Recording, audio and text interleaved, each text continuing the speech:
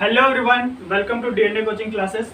तो जैसा कि अब हम लोग 1.6 एक्सरसाइज पे चलने से पहले है ना, पहले कुछ कॉन्सेप्ट देखेंगे, उसके बाद आएंगे, नहीं तो हमें एक भी क्वेश्चन समझ में नहीं आएगा। ठीक है ना। तो अब चलते हैं, पहले समझते हैं कि क्या है इस एक्सरसाइज के अंदर। ठीक है ना।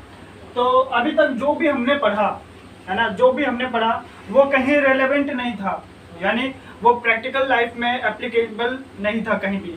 जो अब पढ़ेंगे वो हमारा प्रैक्टिकल लाइफ में क्या है, एप्लीकेबल है। रियल लाइफ में वो इस्तेमाल कहाँ पे किया जाता है, वेन डायग्राम हम उससे देखेंगे। ठीक है ना।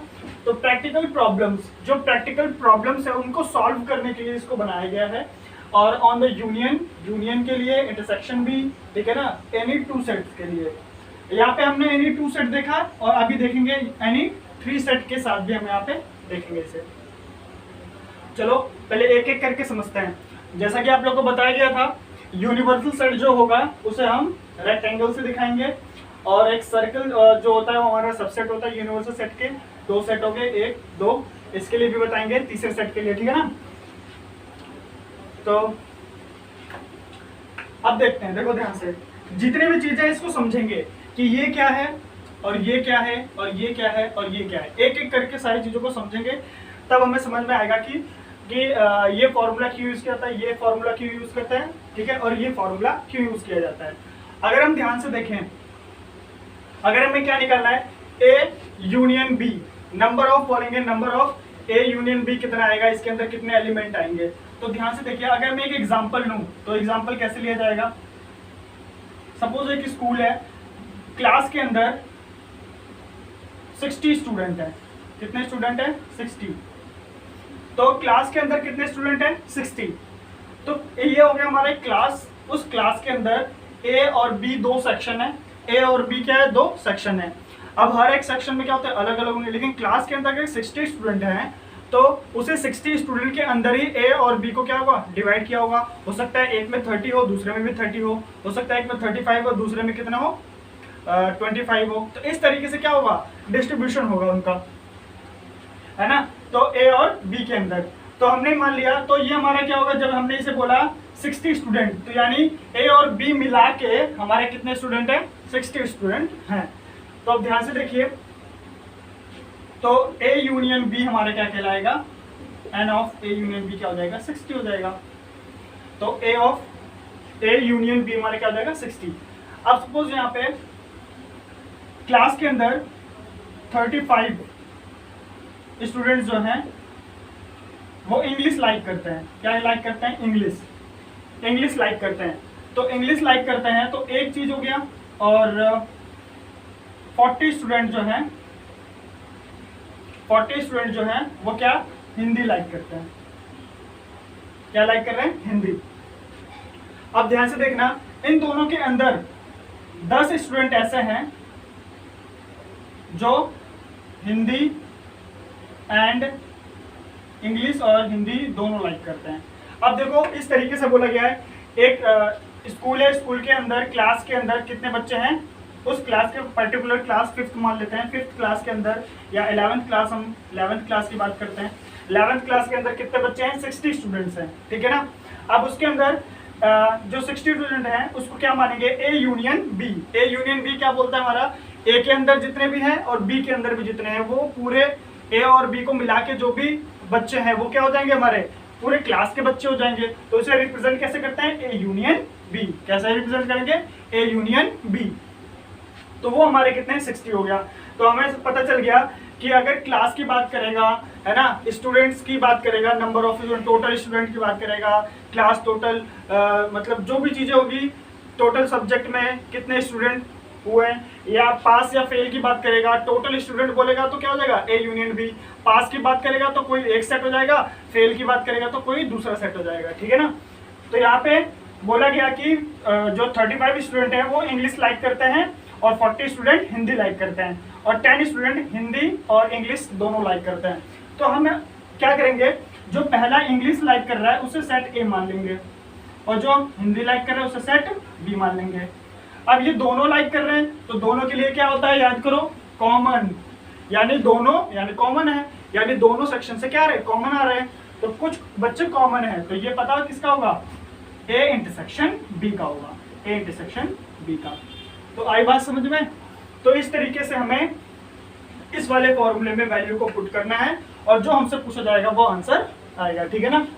तो आगे देखते हैं इसे। यहाँ पे ध्यान से देखना, ये पार्ट क्या होगा, ये वाला पार्ट क्या होगा बताओ। ये पार्ट होगा हमारा number of A intersection B. क्या होगा? A intersection B. और ये पार्ट क्या होगा आप बताओ। मैं यहाँ पे लिख दे रहा हूँ ताकि समझ में आता रहे सारा। ए इंटरसेक्शन बी होगा और ये क्या होगा? ए माइनस बी होगा। यानी बी के अंदर जो भी एलिमेंट है हमने ए में से निकाल दिया, तो बचा क्या? यही पार्ट बचा कि नहीं। अब इसकी बात करें, ये जो खाली दिख रहा है तो यहाँ पे क्या हो जाएगा? b माइनस ए हो जाएगा। क्या हो जाएगा? b माइनस ए। हमने क्या किया? b के अंदर से जो भी एलिमेंट a का था उसे क्या किया? निकाल दिया। तो ये हो जाएगा नंबर ऑफ b माइनस ए। यानी इस एलिमेंट के अंदर जो इस एरिया के अंदर जो भी स्टूडेंट आएंगे या बच्चे जो भी आएंगे, ठीक है ना, जो भी एलिमेंट आएगा वो होगा। तो इस तरीके से जब भी हमें क्या निकालना हो, टोटल नंबर ऑफ स्टूडेंट निकालने हो, तो हम क्या करेंगे? जो लाइक कर रहे हो कुछ बच्चे, जैसे मैंने यहाँ पे क्वेश्चन लिखता हूँ, ध्यान से देखो, एक क्वेश्चन दे रहा हूँ, इसी फॉर्मेट में हम लगाएंगे इसे। टोटल स्टूडेंट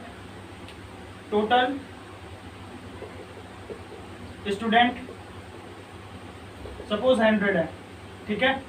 और इंग्लिश लाइक स्टूडेंट कितने हैं?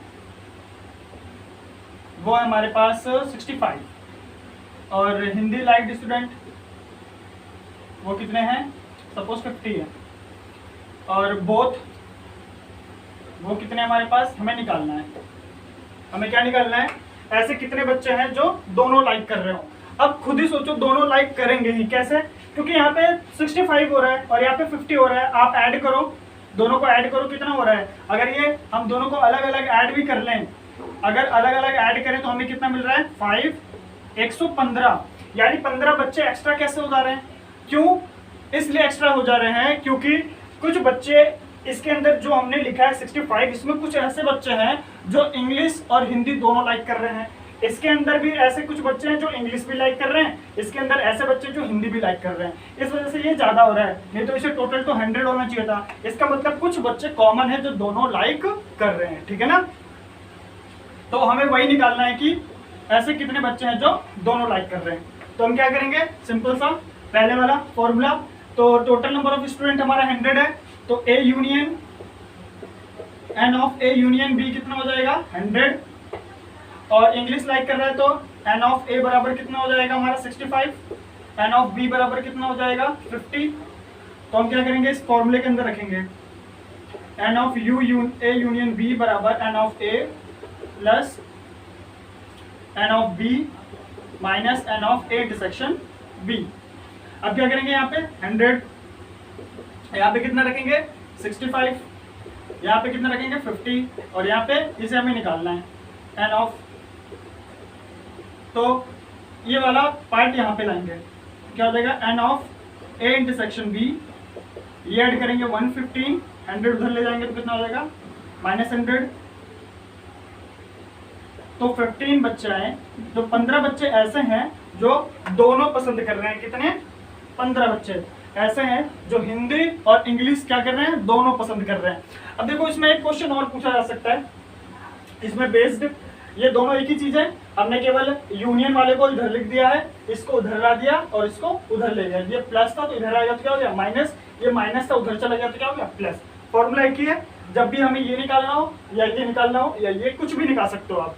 यानी आपको 1 2 3 4 इन 4 चीजों में से एक चीजें नहीं दी होगी, तो चाहे ये दिया हो ये निकालना हो, चाहे इसमें से ये तीनों दिया हो ये निकालना हो, चाहे ये तीनों दिया हो ये निकालना हो, ठीक है। कुछ भी पूछ सकता है। 4 वेरिएबल है तो हमें 3 देगा, 3 की वैल्यू देगा और चौथी पूछेगा निकालने के लिए। इसमें एक क्वेश्चन और बनता है, यहाँ पे मिटाता हूं मैं इसे।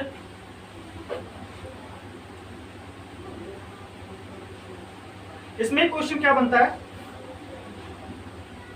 इसमें क्वेश्चन एक बनता है, number of students number of students who does not or who do not like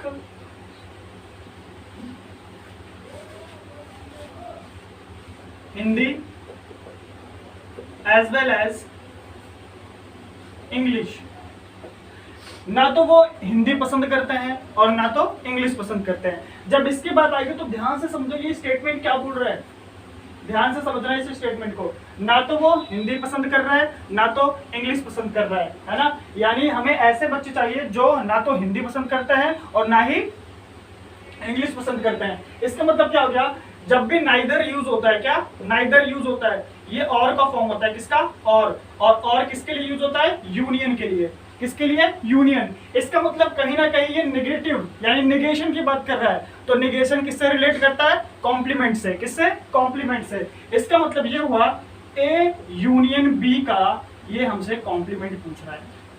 A union B का क्या पूछ रहा है, कॉम्प्लीमेंट। हमने ए यूनियन बी यहाँ पे निकाला था, यहाँ पे इंटरसेक्शन निकाला था, ठीक है। जब भी हमें ऐसा क्वेश्चन पूछेगा तो हमें क्या करना होगा, ए यूनियन बी का क्या निकालना होगा, कॉम्प्लीमेंट निकाल लेना होगा बस, और वही हमारा क्या होगा, आंसर। तो ऐसे रिलेटेड क्वेश्चन आएंगे तो वहां पे हमें जो टोटल नंबर ऑफ स्टूडेंट है उसे यू मानना होगा, क्या, यू। और यू क्या होता है, यूनिवर्सल सेट। बस ये डिफरेंट है ना। तो दोनों में डिफरेंस क्या है, यही है। और ये क्वेश्चन आपको आगे पूछे जाएंगे, कुछ बेसिक क्वेश्चन इस पे लगेंगे। और ये 3 सेट के लिए, ये 3 सेट के लिए क्या करना होगा, एक बार एन ऑफ ए निकालना होगा, n of B, N of, यहाँ पे सी आएगा, एन ऑफ सी, ठीक है।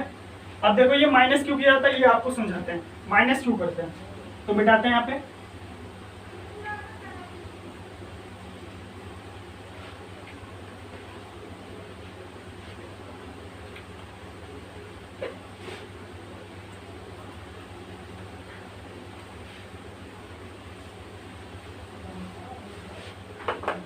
पहले वाले में देखते हैं माइनस क्यों किया गया था। N of A union B बराबर N of A plus N of B minus A N of A intersection B.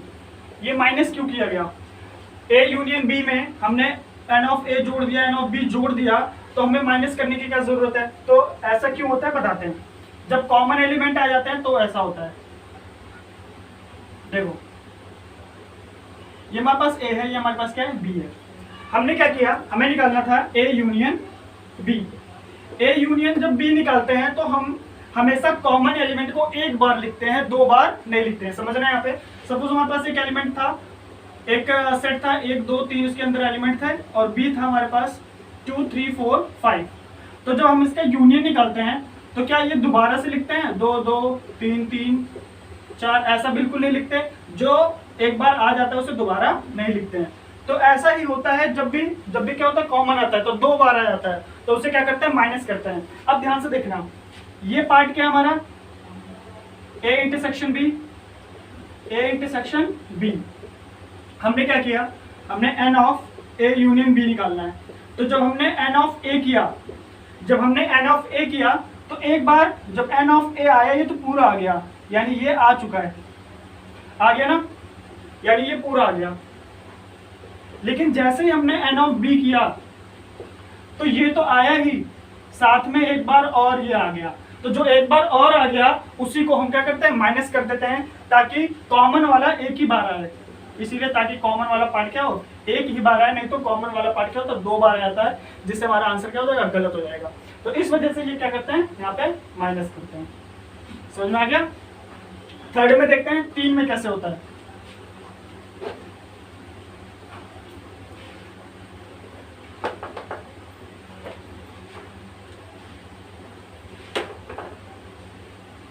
तो N of A union B union C, तो क्या हो जाएगा, यूनियन सी। फिर N of A intersection B, N of B intersection C, N of C intersection A, फिर plus N of A intersection B intersection C. ठीक है। अब ध्यान से देखना है यहाँ पे थोड़ा सा,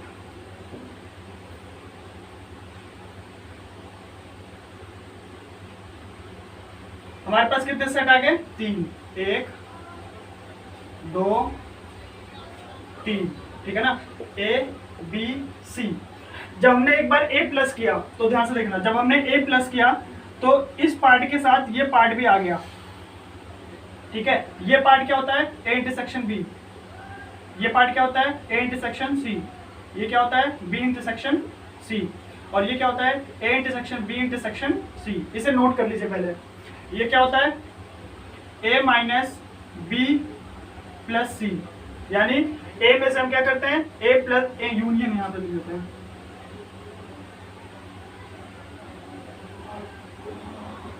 a minus b union c। ये क्या होता है, b minus a union c। ये क्या होता है, c minus a union b, ठीक है। तो ये सारे पार्ट का अलग अलग क्या है, वैल्यू है। तो यहाँ पे क्या होता है, जब हम एक बार इसे लिए, जब a को लेते हैं तो एक बार क्या होता है, a प्लस b और a माइनस c आ चुका है, a union a intersection b और a इंटरसेक्शन c आ चुका है। अब ध्यान से देखना, जब इसे हम दोबारा लेते हैं, इसको जब हमने दोबारा लिया तो क्या क्या आया, a इंटरसेक्शन b और b इंटरसेक्शन c आया। अब जब हमने c को लिया तो फिर से क्या क्या आया, a इंटरसेक्शन c और b इंटरसेक्शन c आया। तो आपने देखा यहाँ पे एक बार a इंटरसेक्शन b आ चुका है तो दोबारा से आ गया है, a इंटरसेक्शन c भी आ चुका है फिर से दोबारा से आ गया, b इंटरसेक्शन c भी आ चुका है फिर से दोबारा, यानी एक एक बार ये सब क्या हो गए, दोबारा आ गए हैं। तो दोबारा आ गया तो हमें तो एक ही बार लेना है, तो हमने, क्योंकि हमें यहाँ पे कॉमन एलिमेंट दो बार लिखने की जरूरत नहीं होती इसके लिए, तो इसीलिए हमें एक एक बार क्या किया, माइनस कर दिया इसको, ठीक है ना।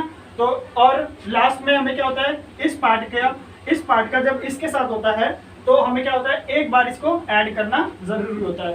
तो इस वजह से ये पार्ट क्या होता है, लिखा जाता है। तो समझ में आ गया होगा। तो इसकी जरूरत नहीं थी, बस आपको डायग्राम समझना था कि कैसे माइनस किया जाता है, क्यों माइनस किया जाता है, और आपको फॉर्मूला बेस दिया जाएगा, क्वेश्चन सब कुछ दिया होगा, इस वजह से सारे पार्ट की वैल्यू आपको दी होगी, सिर्फ रख के हमें सॉल्व करना और कुछ नहीं करना है। लेकिन इसके अंदर की चीज़ आपको जानना बहुत जरूरी थी, इसलिए मैंने बताया। तो आज का सेशन यहीं पे खत्म होता है। तो अगर आपको कोई भी तीनों फॉर्मूले में से किसी भी फॉर्मूले में दिक्कत आई हो तो कमेंट कीजिएगा, फिर से बताया जाएगा। तो आज के लिए इतना ही। चैनल को लाइक कीजिए, सब्सक्राइब कीजिए, शेयर कीजिए। Thank you.